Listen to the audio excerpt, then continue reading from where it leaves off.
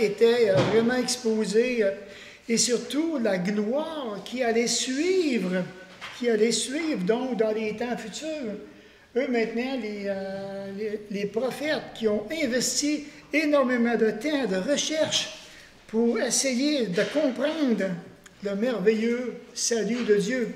Puis on avait vu même aussi que les anges admirent le salut merveilleux de Dieu dans l'Épître de Pierre, dans les versets 10, 11 et 12, même qu'on pourrait peut-être lire.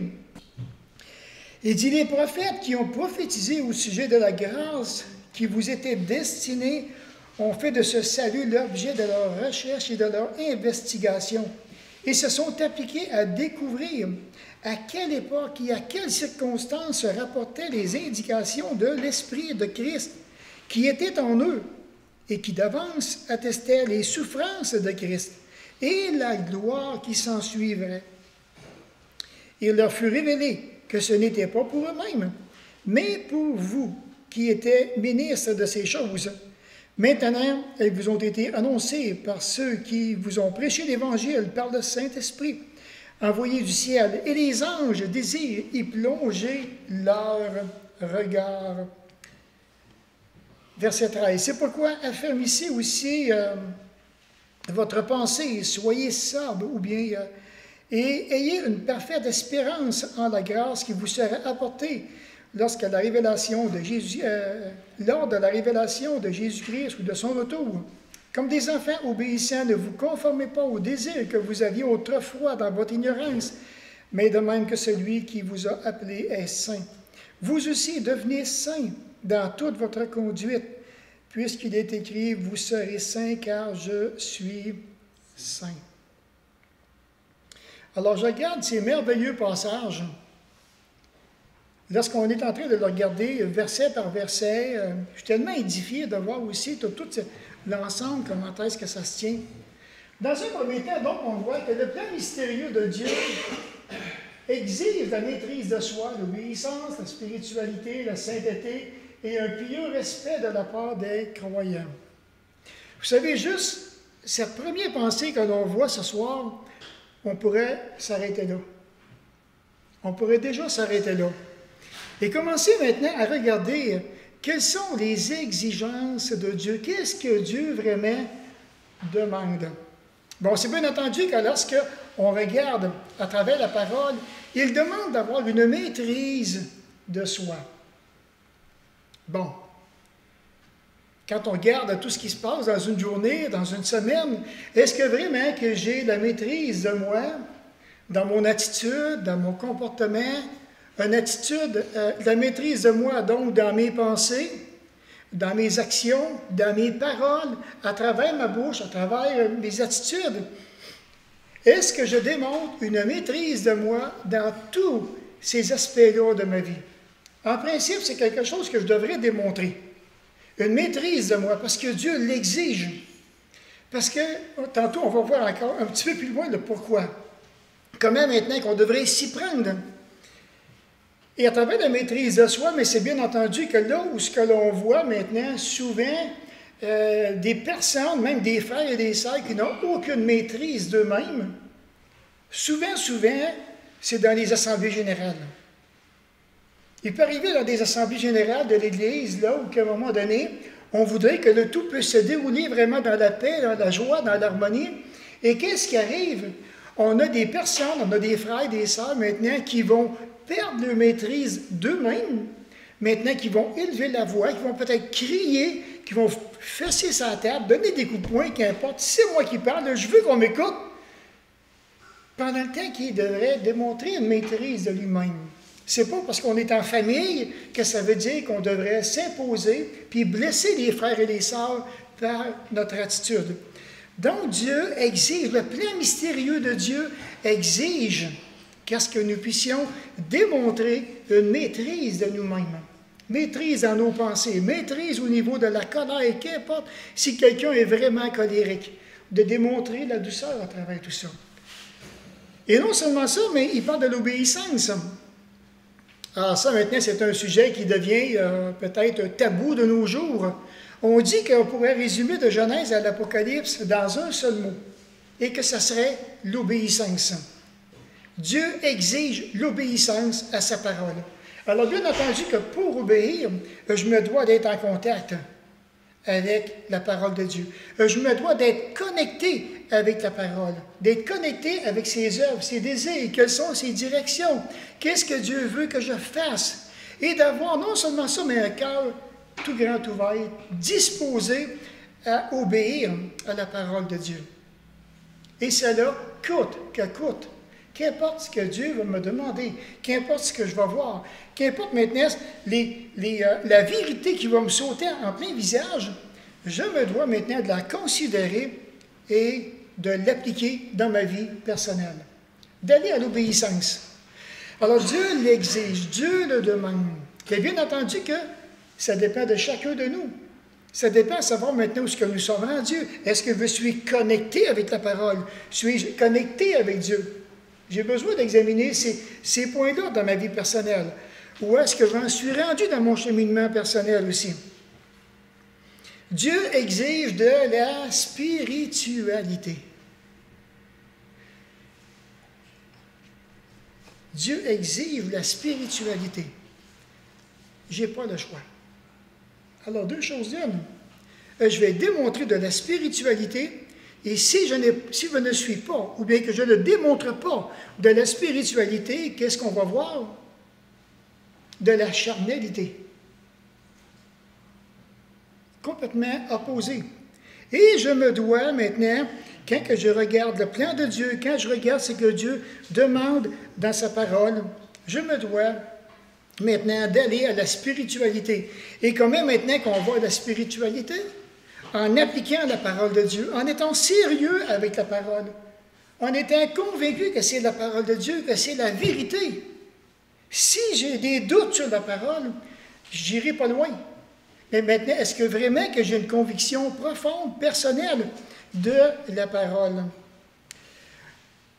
La sainteté, ça, je fais juste un petit survol, mais dans les semaines qui vont venir, on va aller un petit peu plus en profondeur. Mais qu'en est-il de ma sainteté personnelle? Qu'en est-il de mes regards? Qu'en est-il de mes convoitises? Qu'est-ce que je fais avec ça dans mon cœur? Est-ce que vraiment que je prends ça au sérieux? Parce que la convoitise peut m'amener dans toutes sortes de directions. La convoitise peut me perdre. Qu'est-ce que je fais avec ce que je vois? Est-ce que je prends plaisir, entre parenthèses, à pécher? Oh, c'est pas grave, parce que j'ai un pardon auprès de Dieu. Je peux aller à la croix, puis Dieu me pardonne. J'ai pas de problème avec ça, il me pardonne tout le temps. Mais Dieu n'est pas bonasse. Il n'est pas bonasse. Il exige de nous, de chacun de ses enfants, la sainteté. Alors, je ne sais pas si, quand on pense à les exigences que Dieu demande, c'est extrêmement profond. La barre est haute. Puis en plus, il demande un pieux respect de la part des croyants. Un profond respect. Alors, si j'ai une crainte de Dieu, si je respecte profondément mon Père céleste, lorsque je regarde sa parole, j'argumenterai même pas avec la parole. Je ne suis pas là pour argumenter avec la parole. Parce que quand je rouvre la parole de Dieu, c'est Dieu qui me parle. Et je me dois d'être à son écoute. Seigneur, dis comme Samuel, Seigneur, parle, ton serviteur, écoute. Je suis à ton écoute. Que veux-tu me dire? Que veux-tu m'enseigner? Qu'est-ce que tu aimerais que je puisse retenir? Qu'est-ce que tu crois qui est bon pour ma spiritualité? Qu'est-ce que tu penses qui est bon aussi pour ma sainteté? Comment? Et qu'est-ce que tu espères de moi? Est-ce que ce que je vais voir va me diriger dans une maîtrise de moi-même personnellement? Surtout si je veux de la difficulté à me maîtriser. Alors, c'est bien entendu que lorsqu'on regarde juste ces quelques petits points-là, je pense qu'il y en a 6, là, environ 5 ou 6, comme je vous ai dit, on pourrait arrêter là ce soir en partant et commencer maintenant à se questionner, commencer à avoir un petit brainstorming ensemble. Où est-ce que vous êtes rendu? Comment que vous dealez avec la foi chrétienne? Qu'est-ce que vous pensez des exigences de Dieu?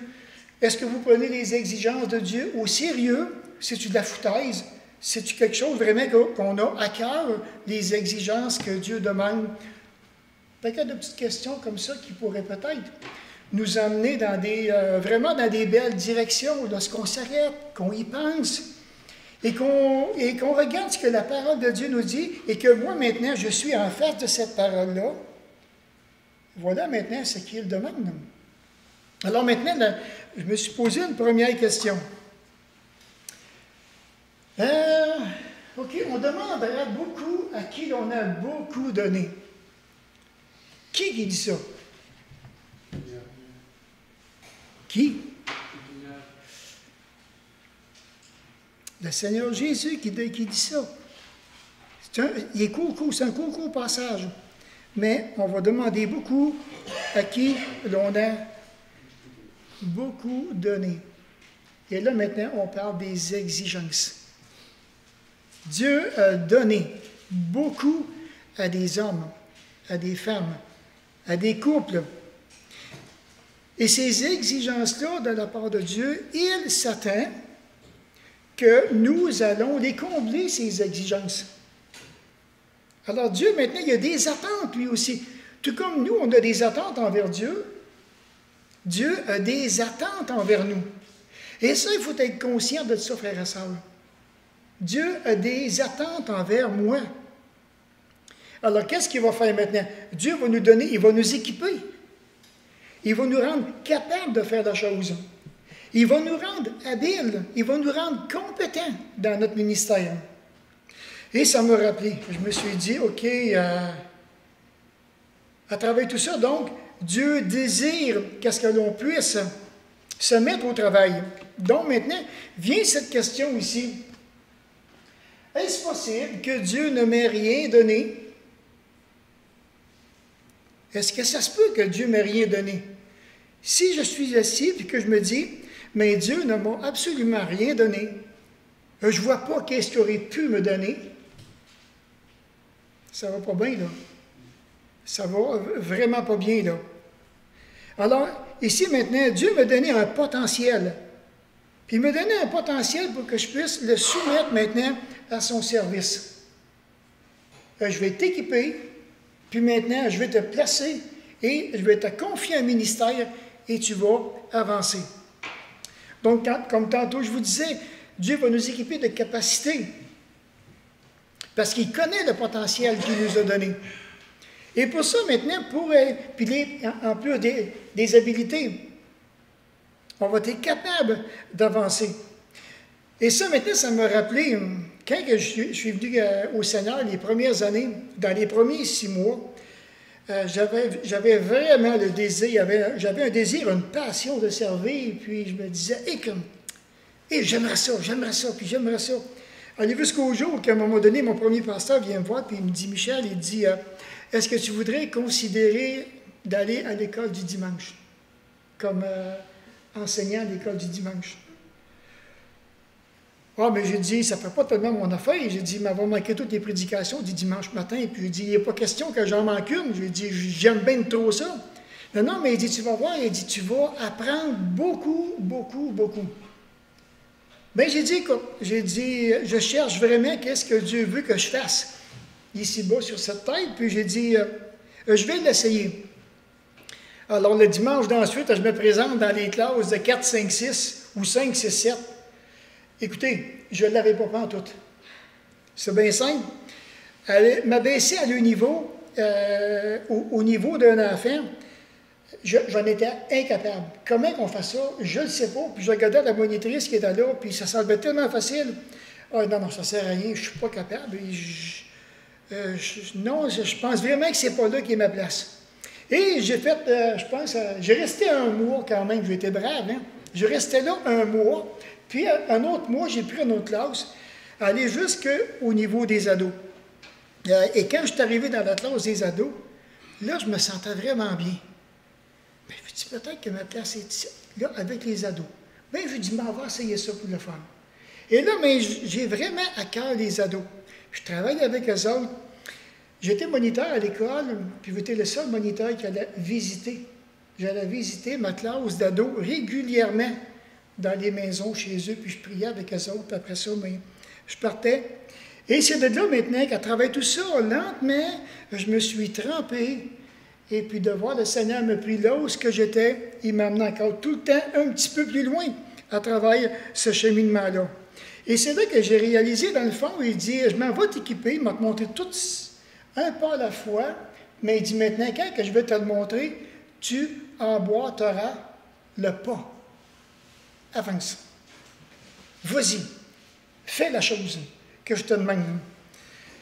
Et c'est bien entendu que si j'aurais resté assis, que j'aurais attendu une illumination, un rayon du soleil à quelque part qui serait peut-être bien apparu chez nous, je ne sais pas.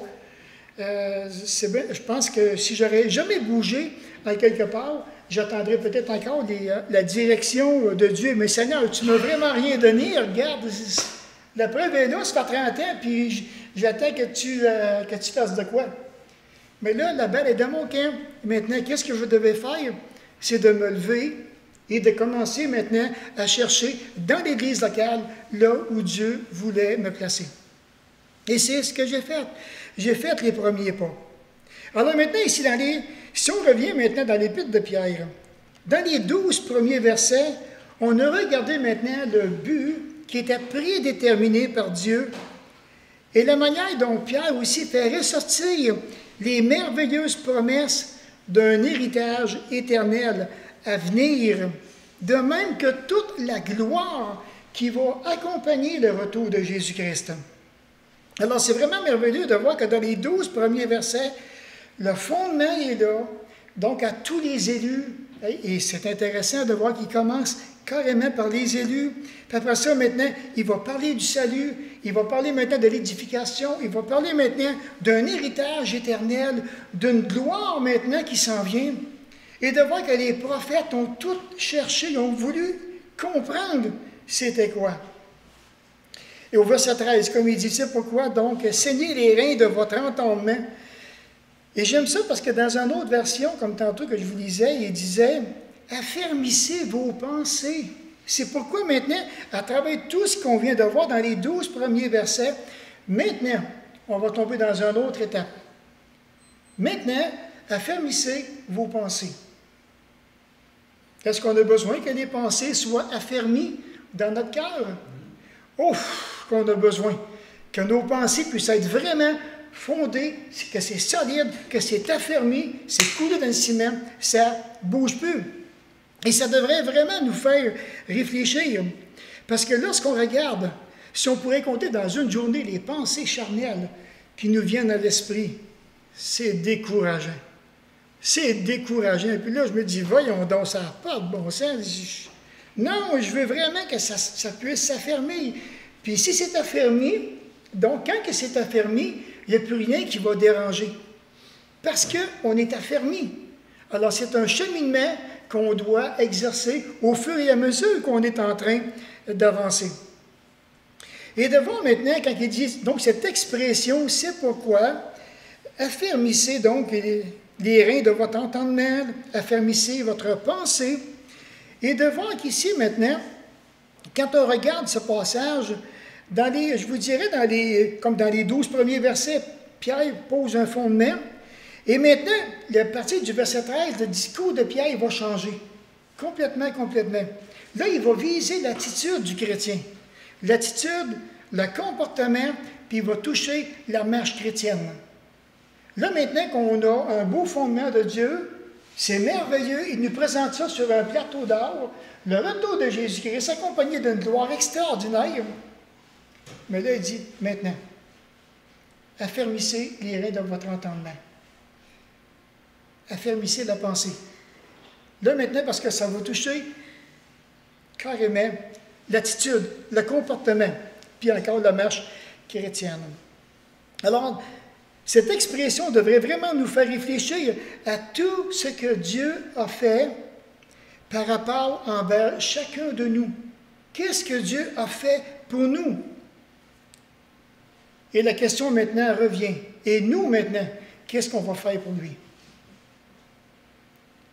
À partir du verset 13, la balle tombe dans notre camp. Qu'est-ce que nous allons faire maintenant pour lui? Alors, pour bien comprendre, Pierre maintenant désire attirer les regards sur la phrase au verset 13, hein, quand il dit « Soyez sobres et ayez... » Qu'est-ce qu'il dit? « Et ayez... » C'est dit comment? Quoi? Ayez une entière espérance. Ayez une entière espérance. Oh, ça c'est vraiment précieux. Et le croyant devrait, nous-mêmes en tant que croyants, on devrait s'arrêter sur cette petite phrase-là du verset 13. Est-ce que j'ai une entière espérance dans mon Dieu? Est-ce que j'ai une entière espérance sur juste les 12 premiers passages de 1 Pierre, quand que je les regarde dans son contexte? Pierre désire pousser les chrétiens au fond, quand il dit au verset 13, c'est pourquoi donc affermissez votre pensée. Il veut les pousser à l'action décisive. Prenez vos décisions. Prenez vos décisions. Avancez. Laissez le Saint-Esprit vous diriger. Ayez une espérance qui est fondée uniquement sur l'action de la volonté et non sur les émotions. On n'y va pas sur les émotions, mais on y va avec la volonté. Dieu désire que j'engage ma volonté dans sa volonté, engager ma volonté dans mon entière espérance que j'ai envers Dieu. Et ça me rappelait au début de ma vie chrétienne encore. J'ai passé différentes périodes là où j'étais ignorant de la foi. Je ne connaissais pas du tout la foi. C'est mes premiers pas. Et là, maintenant, j'avance, puis je me rends compte que ça ne fonctionne pas dans ma vie comme je vois que ça semble fonctionner dans la vie des autres. Et c'est là maintenant que je demande au Seigneur, mais qu'est-ce qui se passe? Et c'est là que j'ai fait une prise de conscience entre émotion et la foi. Alors, je me laissais diriger par l'émotion. J'étais constamment déçu. Mais de quand j'ai compris qu'il fallait que j'embrasse la foi, là, je me suis dit, un instant, ça a été complètement différent. Ma vie a peu été la même par après. Donc, lorsqu'on regarde ce passage aussi, encore dans 1 Pierre 1, le verset 13, il y a des avertissements quand même qui sont très forts à vivre une vie d'espérance. D'aspirer à une espérance vivante de cet héritage qui nous attend. Nous le savons tous que Jésus revient bientôt. On sait tout ça. Mais est-ce que vraiment j'en fais une source d'espérance dans ma vie personnelle? Et de voir que ça va être prêt à être révélé dans les derniers temps. On le voit au verset 3 et 4 aussi. Il dit, « Béni soit le Dieu, le Père de notre Seigneur Jésus-Christ, qui selon sa grande miséricorde nous a régénérés par la résurrection de Jésus-Christ d'entre les morts pour une espérance vivante, pour un héritage qui ne peut ni se corrompre, ni se souiller, ni se flétrir, qui vous est réservé dans les cieux. » C'est extraordinaire. Ici, maintenant, on dit que l'espérance véritable est une réalité spirituelle, vitale. Fondement, l'espérance définit aussi l'attitude du chrétien face à l'avenir. À un moment donné, je demande à un chrétien il y a quelques années de ça, est-ce que tu as hâte au retour de Jésus-Christ? Il dit non. Je dis quoi? Il dit non. Mais il n'était pas sérieux. Il dit, je suis vraiment sérieux. Il dit, j'ai vraiment pas hâte. Il dit, parce que je ne suis pas prêt. Je ne suis pas prêt, premièrement. Puis il dit, deuxièmement, il dit, je ne fais rien pour lui. Puis troisièmement, je me motive dans rien. Mais il y a quelque chose qui ne va pas, là. Il y a quelque chose qui ne va pas. L'espérance définit l'attitude du chrétien face à l'avenir.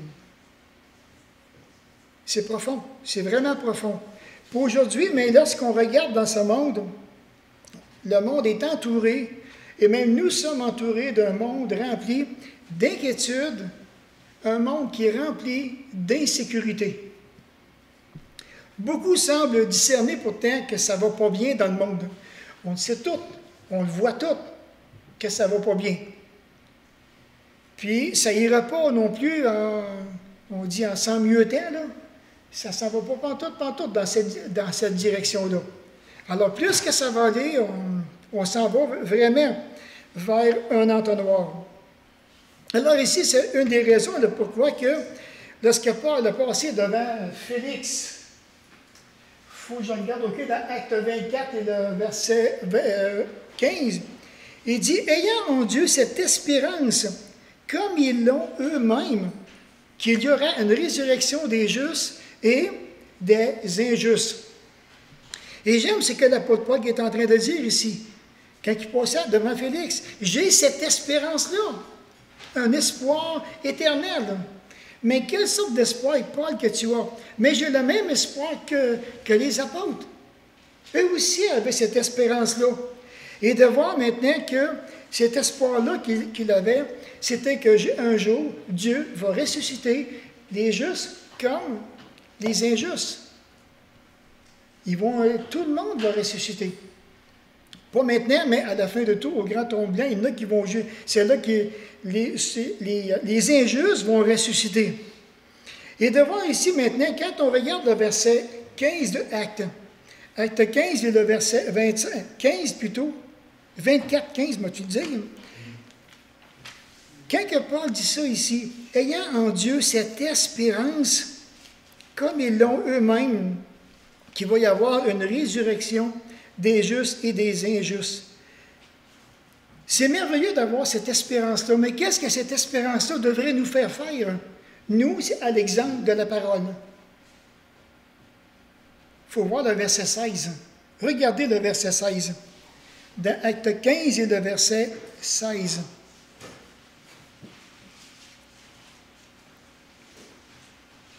Excusez, Acte 24 et le verset 16. Il me semblait que ce n'était pas le même que j'avais lu. Donc, il dit au verset 15, « Et j'ai en Dieu cette espérance, et ils ont eux-mêmes cette attente, qu'il y aurait une résurrection des justes et des injustes. C'est pourquoi moi aussi, je m'exerce à avoir constamment une conscience irréprochable devant Dieu et devant les hommes. » L'espérance auquel Paul est en train de parler ici, cette espérance-là qu'il a en Dieu va le pousser à mettre maintenant sa conscience au défi. Les combats entre le bien et le mal, on devrait être capable, en principe, de discerner le bien du mal. On devrait toucher, on devrait réagir devant le bien et le mal. Qu'est-ce qui se passe maintenant dans nos consciences, nous-mêmes aujourd'hui? Qu'est-ce qu'on laisse entrer dans nos consciences? Et j'avais entendu une illustration, je me rappelle, je l'avais apporté ici il y a plusieurs années, qui disait qu'un jour que c'était un Indien qui était en train d'apporter une illustration, puis concernant justement la conscience, et qui disait que la conscience, c'est comme un triangle. Il y a 3 pointes qui sont affûtées. Par l'instant qu'il y a quelque chose qui ne va pas, ça va comme tout accrocher la conscience et nous savons qu'il y a quelque chose qui n'est pas correct. Mais si j'ignore les avertissements de la conscience, qu'est-ce qui va arriver au niveau des 3 pointes? Il disait, ils vont s'user, ça vient rond, rond, rond, puis à un moment donné, mais on s'en va, puis Dieu veut continuer encore à nous toucher par la conscience, mais on l'ignore complètement. On l'ignore, on ne s'en occupe plus du tout. Maintenant, s'exercer à la conscience, ça va aussi dans la droiture. Ça touche la droiture de nos vies, ça touche la piété aussi de nos vies personnelles. J'ai besoin vraiment de m'arrêter parce que ma conscience est engagée dans ma relation personnelle avec Dieu. Dans Tite 1, le verset 2, si vous avez On peut même aller voir dans Tite 1, le verset 2, comme il dit, lesquels reposent. Lesquels, à ce moment-là, il faut lire le verset 1 et 2. Paul, serviteur de Dieu et apôtre de Jésus-Christ, pour la foi des élus. Ah tiens, c'est pour la foi et la connaissance de la vérité conforme à la piété. Alors, lesquels reposent sur l'espérance de la vie éternelle promise avant l'origine des temps. Alors, pour la foi, la connaissance de la vérité repose sur l'espérance de la vie éternelle. Et de voir ici, maintenant, on a vraiment une belle promesse divine à travers tout ça. Promise avant tous les siècles. Et de voir que maintenant, par un Dieu qui ne ment point, un Dieu de vérité. Alors, ce que Dieu a dit, il va l'accomplir. Donc, on a vraiment cette garantie-là, selon les Écritures, que lorsqu'on s'approche de Dieu, mais Dieu, c'est la vérité. Ça fait partie même de ses attributs. Il veut que nous puissions connaître la vérité. Et dans Tite 2 aussi, le verset 13, même on pourrait lire le 11, 12, 13, il dit « La grâce de Dieu, source de salut pour tous les hommes, a été manifestée. Okay. Elle nous enseigne à renoncer à l'impiété, au désir de ce monde et à vivre dans le siècle présent d'une manière sensée, juste et pieuse, en attendant la bienheureuse espérance de la manifestation de la gloire de notre grand Dieu et Sauveur Jésus-Christ. » Tout un passage, vraiment un beau passage. Et de voir à travers tout ça, en entendant cette merveilleuse espérance, c'est ce que nous attendons, nous aussi, cette merveilleuse espérance, qu'elle puisse être manifestée lorsque Jésus-Christ va revenir. Dans 1 Jean 2, 28, je n'ai pas marqué la référence sur le PowerPoint, là, mais dans 1 Jean 2, 28, un autre passage, je vous dirais, parallèle à celui qu'on est en train de lire. Il dit, « Et maintenant, petits enfants, demeurez en lui, afin qu'au moment où il sera manifesté, nous ayons de l'assurance et qu'à son avènement, nous n'ayons pas honte devant lui. Et maintenant, petits enfants, demeurez en lui. » Comment qu'on fait pour demeurer en Jésus-Christ?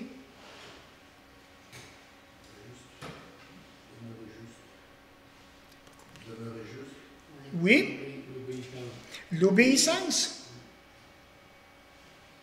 la mise en pratique, l'exercice de la foi, l'exercice de la conscience. Je dis que je demeure en lui, c'est un choix. C'est un choix ici. Demeurer en lui, OK? Et pour demeurer en lui, ça prend une passion. Nous bénissons son nom aussi. Ça prend une passion, une hardiesse.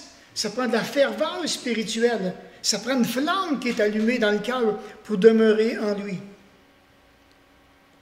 Il dit, après ça, afin qu'au moment où il sera manifesté, nous ayons de l'assurance et qu'à son avènement, que nous n'ayons pas honte. Honte devant lui. Peut-il avoir des chrétiens qui t'entourent qui vont avoir honte si Jésus reviendrait aujourd'hui? Y a-t-il des chrétiens qui vont avoir honte lorsqu'ils vont se présenter devant lui? Oui. Il va en avoir bien plus qu'on peut le penser. Pourquoi? Ils n'ont pas demeuré en lui. Ils n'ont pas demeuré dans la foi. Ils n'ont pas demeuré dans la parole. Alors maintenant, j'ai le choix. Alors, puis c'est comme il dit dans 1 Jean. Et j'aime ce que Jean est en train de dire ici. Il dit, où il sera manifesté, nous ayons de l'assurance. Mais de quelle assurance qu'il parle? Que si je demeure en lui, je ne serai pas couvert de honte. Ça, c'est rassurant. C'est très, très rassurant. Mais le chrétien qui se tasse, qui ne demeure pas dans la foi, qui ne demeure pas dans le Seigneur, qui prend la vie chrétienne à la légère, qui prend les exigences de Dieu comme quelque chose qui n'est pas prioritaire pour lui, il se peut, est fort probable qu'il va avoir honte lorsque Jésus va se présenter. Dans Tite 3, le verset 7, même 6 et 7, qu'on pourrait lire, 5, 6, 7, « Il nous a sauvés, non parce que nous aurions fait des œuvres de justice, mais en vertu de sa propre miséricorde, par le bain de la régénération et le renouveau du Saint-Esprit. Il a répandu sur nous avec abondance par Jésus-Christ, notre Sauveur, afin que, justifiés par sa grâce, nous devenions héritiers de l'espérance de la vie éternelle. » Passage vraiment profond aussi. Vraiment, vraiment, vraiment profond. Justifié, donc on est déclaré juste dans notre position en Jésus-Christ. Alors, lorsqu'il va revenir, sa grâce maintenant, il va nous donner cette grâce-là pour venir nous chercher. On est des héritiers dans l'espérance de la vie éternelle. Et ça me rappelle vraiment, lorsqu'on était tout nouveau chrétien, comment est-ce que ceux qui venaient d'accepter Jésus-Christ dans les années, au début des années 80, je me rappelle combien de fois qu'on a été dans les restaurants, prendre des cafés le soir. Combien de fois qu'on a parlé du Seigneur, puis on a parlé de cette espérance-là, de l'héritage qu'on avait de la vie éternelle. C'était tellement édifiant. Puis aujourd'hui, on n'entend pas parler beaucoup. De quoi le chrétien se nourrit-il aujourd'hui? Se nourrit-il encore de la parole? Est-ce qu'il revient à la parole? Est-ce qu'il trouve des gens peut-être trop zélés dans l'Église, puis ça l'énerve, ça le fatigue? Au contraire, on devrait maintenant s'allumer les uns les autres. Quelqu'un avait dit, à un moment donné, l'Église, c'est comme un poêle avec des bûches, là, bien pleines de feu. Et si tu prends une bûche, que tu la retires, qu'est-ce qui arrive? Elle s'éteint. Elle s'éteint. Elle a pris ses distances envers le noyau de l'Église, elle s'éteint, elle meurt là. Puis on est appelé à s'exciter ensemble. Donc, l'espérance, au fond, on dit qu'elle est identique à la foi. Si on prend, par exemple, dans Galates 5.5, dans Galates 5.5, il dit ici, parce que je ne l'ai pas mis sur le PowerPoint, là, il dit, pour nous, c'est de la foi que nous attendons par l'Esprit l'espérance de la justice. Dans Galates 5 et le verset 5. Quel bel espoir spirituel ici. Et de voir qu'on a été déclaré juste en Jésus-Christ, et lorsque Jésus va revenir, il va nous le prouver en nous prenant avec lui, qui nous a carrément justifiés. Dans Romains 5, dans Galates 5 et le verset 5. Dans Romains 5, encore le verset 1 et 2, ça va dans la même direction. Dans Romains 5, il dit, étant donc justifiés par la foi. Oui, c'est vrai aussi. Nous avons la paix avec Dieu par notre Seigneur Jésus-Christ. C'est à lui que nous devons d'avoir eu par la foi accès à cette grâce dans laquelle nous demeurons fermes. Nous demeurons fermes et nous nous glorifions encore dans l'espérance de la gloire de Dieu. C'est là qu'on se glorifie. C'est carrément là. Et c'est intéressant de voir que la gloire de Dieu, c'est lorsque Jésus-Christ va revenir. Cette grâce, ça va être vraiment un festin, ça va être glorieux le jour que Jésus-Christ va revenir et qu'il va manifester sa gloire-là. Parce que nous allons partir avec lui. Et de voir que c'était constamment dans la pensée des écrivains. Et de voir que cette espérance de la gloire de Dieu, là, c'est à venir. C'est là que les yeux du cœur sont centrés. Sont centrés vers le futur. Et dans Hébreux 11.1, la foi vient de ce qu'on entend. Et ce qu'on entend vient de la parole. Alors, lorsque nous parlons d'espérance et de foi, on dit que cela détermine notre confiance que nous avons en Dieu. Est-ce que vraiment j'ai confiance en Dieu? J'ai besoin d'examiner cette question-là. J'ai besoin de m'examiner. Qu'en est-il de ma confiance personnelle avec Dieu? Est-ce que j'ai encore cette confiance enfantine, comme les premiers temps quand j'ai accepté le Seigneur Jésus? Je présentais des requêtes de prière, j'avais tellement la conviction qu'il était pour me répondre. Puis maintenant, aujourd'hui, est-ce qu'on présente encore des requêtes de prière au Seigneur? Est-ce que j'ai encore cette même conviction-là que Dieu va répondre? Est-ce que j'ai la conviction que Dieu m'entend? Puis quand maintenant que je me présente dans la prière et que je me présente dans sa présence à lui, il m'accepte dans sa présence. Est-ce que je suis conscient de toutes ces choses-là? Ces vérités-là, je dis ces choses-là, mais je devrais dire ces vérités-là. Dans 1 Pierre 1, le verset 21, alors j'aime ça ici, ce qu'il dit, on peut même lire partie du verset 19. 1 Pierre 1, le verset 19, mais par le sang précieux de Christ, comme d'un agneau sans défaut et sans tache. Il a été désigné d'avance, avant la fondation du monde, et manifesté à la fin des temps à cause de vous. Par lui, vous croyez en Dieu qui l'a ressuscité d'entre les morts et qui lui a donné la gloire, afin que votre foi et votre espérance soient en Dieu. Avez-vous remarqué comment de fois ça revient? L'espérance en Dieu, l'espérance en Dieu, l'espérance en Dieu. Ça revient constamment à travers les Écritures.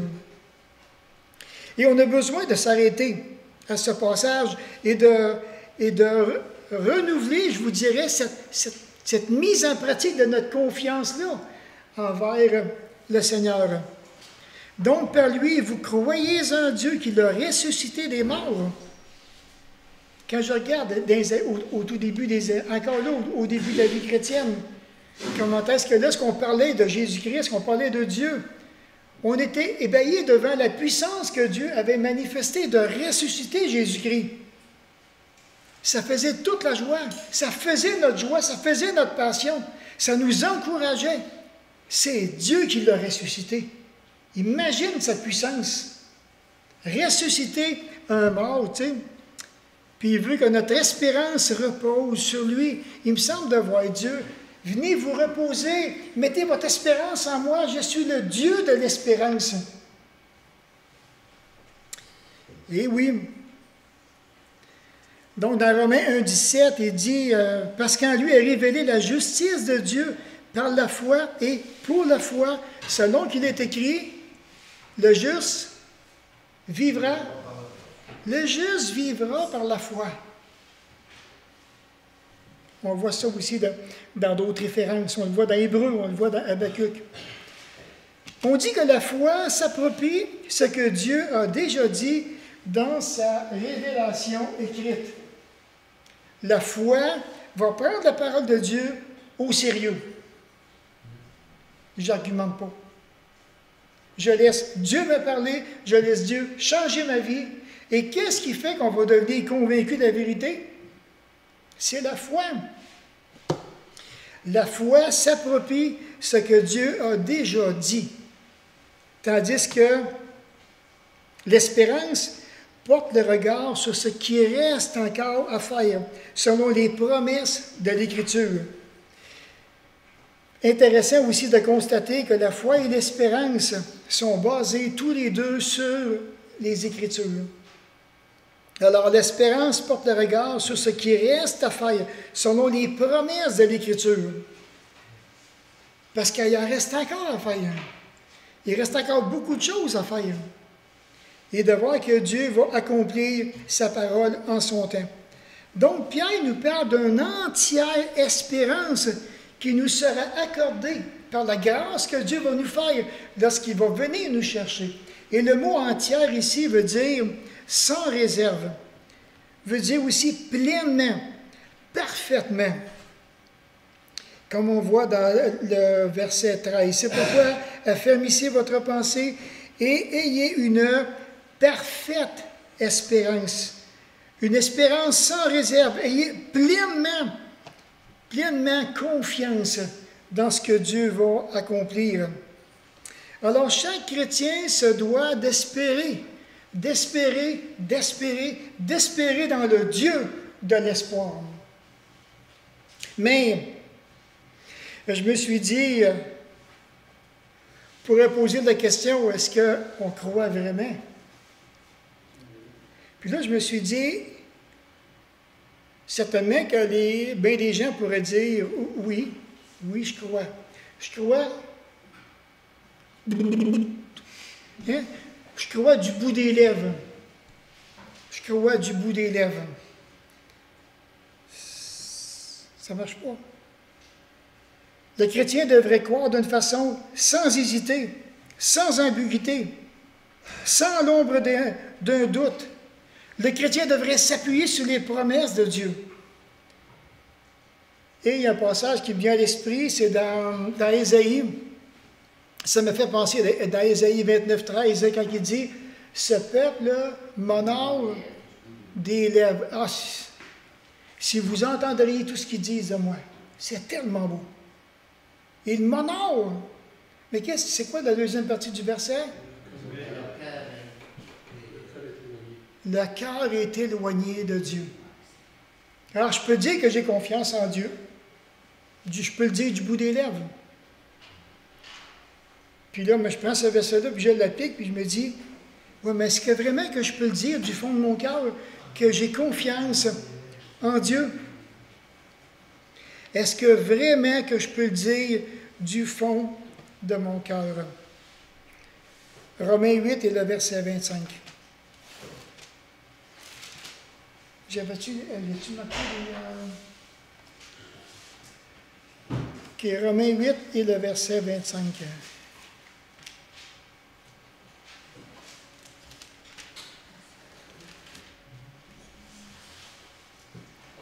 Alors ici, il dit, « Mais si nous espérons ce que nous ne voyons pas, nous attendons avec persévérance. » Dans Romains 8 et le verset 25. Les attentes, la patience, si nous espérons ce que nous ne voyons pas. Puis là, moi, je me suis dit, qu'est-ce que j'espère que je ne vois pas? Oui, Jésus-Christ, c'est bien entendu. Je l'attends avec espérance. Un jour, mon épouse est tombée enceinte. On n'était pas supposé avoir d'enfant. Je la voyais grossir à vue d'œil. C'est encourageant. On n'était pas supposé en avoir. Et là, maintenant, on était dans l'attente. Et les derniers petits bouts, c'est donc long. C'est donc long. À qui il va ressembler? C'est un gars? C'est une fille? On ne sait pas. Ah, si j'ai hâte de le prendre dans mes bras. Mais là, moi, j'avais peur du sang à l'époque. Je me disais tout d'un coup que je perds connaissance en arrivant dans la salle d'opération. Mais on va faire quoi? Je voulais absolument rien manquer.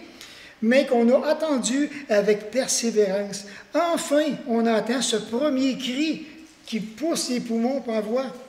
Et non, mais c'était tellement réjouissant parce que ça fait 9 mois qu'on attend ça, cet enfant-là. C'est extraordinaire, 9 mois d'attente. Et ça nous remplit de joie. Alors, imaginez l'attente de Jésus-Christ pour nous, pour qui sommes chrétiens, que ça fait 10, 15, 20, 30, 40 ans, 50 ans peut-être pour d'autres personnes qui attendent après ce retour-là puis qui pourraient arriver dans notre génération. Qu'est-ce que vous pensez que ça ferait pour nous? Oh, Jésus-Christ en vient dire. Mais non, je pense qu'on serait vraiment joyeux. Et parce que la grâce qui nous serait accordée, comme que Pierre dit, c'est merveilleux. Puis il ne faut pas penser qu'on va rester ici, là. On ne restera pas ici, là. Non, parce que c'est le Dieu de mon espérance. C'est lui qui nous a déclarés justes en Jésus-Christ. C'est lui maintenant qui nous a élus depuis la fondation, avant même la fondation du monde. Il va venir nous chercher. Imaginez la joie que ça va donner. Alors, j'ai pensé aussi à un héritage, hein? Et de voir que quand on regarde avec un héritage, on va dire, mais OK, on l'attend cet héritage-là, mais on ne sait pas quand il va arriver, mais on va persévérer. Il peut y avoir toutes sortes d'obstacles qui viennent dans la succession, qu'importe. Mais qu'on a hâte d'avoir ce montant-là, tu sais, qu'importe. Mais on va l'attendre, on va persévérer. Mais quand on a la joie que ça va donner, joie vraiment merveilleuse, ou bien même encore un voyage, hein? la foi, nous espérons ce que nous ne voyons pas, nous l'attendons avec persévérance. Alors, tu vas acheter des billets pour aller en voyage. Tu as pris ton billet 3-4 mois d'avance. Et que j'ai-tu hâte, que je suis fatigué, j'ai hâte de prendre mes vacances, j'ai hâte de me reposer. Et là, à un moment donné, quand ça s'en vient, les bagages s'en viennent, puis il faut se dépêcher. On a hâte de voir le nouveau pays qu'on va aller, qu'importe. C'est vraiment agréable. Oui, à ce moment-là, je vais arrêter là. Je vais arrêter là. Je la continuerai la prochaine fois. Mais ce soir, c'était vraiment un appel lorsque Pierre nous dit, justement, dans son passage, ayant une entière persévérance. Je vais relire le verset. C'est pourquoi affermissez votre pensée, soyez sobre et ayez une parfaite espérance en la grâce qui vous sera apportée lors du retour de Jésus-Christ. La grâce qui va nous être apportée dans 1 Pierre 1, le verset 13. Extraordinaire. Puis cette grâce-là, Dieu ne manquera pas à sa parole. Il n'en oubliera même pas un seul sur la surface de la terre. Bien entendu, on parle de ceux qui sont régénérés, de ceux qui sont sauvés, ceux qui ont reçu vraiment l'Esprit de Dieu. Il n'y en a pas un qui va rester sur la terre. On fait partie de sa famille. Si on a vraiment cette conviction-là, Dieu va nous donner cette grâce-là. Puis il dit lui-même ici, l'espérance dans cette grâce. Et ça doit continuer. C'est cette grâce-là qui doit nous soutenir. C'est cette espérance-là en Dieu que nous avons. Et cette espérance-là, il faut garder les yeux du cœur dessus. Parce que c'est le Dieu de toute espérance. S'il y en a qui sont ici et qui commençaient peut-être à perdre un petit peu, qui perdaient un petit peu l'espoir, mais je veux vraiment vous encourager à regarder ces merveilleux passages qu'on a regardés ce soir, puis gardez courage, gardez les yeux du cœur sur Jésus, sur le Dieu de l'espoir, de l'espérance. On va finir dans un mot de prière. Encore une fois, Père Céleste, je veux vraiment te remercier pour ces passages qui m'ont tellement réjoui en préparant justement cette étude cette semaine. Et puis, je veux vraiment te remercier de ce que tu remets le focus à la bonne place. Et là maintenant, où je dois continuer à laisser mon cœur, à laisser aussi ma foi. Mon Père, merci pour la richesse de ces passages et permets encore que lorsqu'on va avancer, mais qu'est-ce que nous puissions encore te découvrir de plus en plus et qu'est-ce que ça puisse devenir vraiment de plus en plus réel dans nos vies personnelles. Encore une fois, Seigneur, puisses-tu nous relever et si tu en vois ce soir parmi nous qui ont perdu cette espérance-là, je te prie afin que tu puisses, dans ton amour, dans ta grâce, toi qui es vraiment miséricorde, toi qui es rempli de compassion, je te prie afin que tu puisses te manifester même au cœur de chacun de nous, et même parmi ceux qui ne sont pas ici, et qu'est-ce que tu puisses leur redonner courage. Ô Père, merci encore de toute l'opportunité que tu nous fais d'être présent parmi nous ce soir. Sois béni au plus profond de nos cœurs. Au nom de Christ, Amen.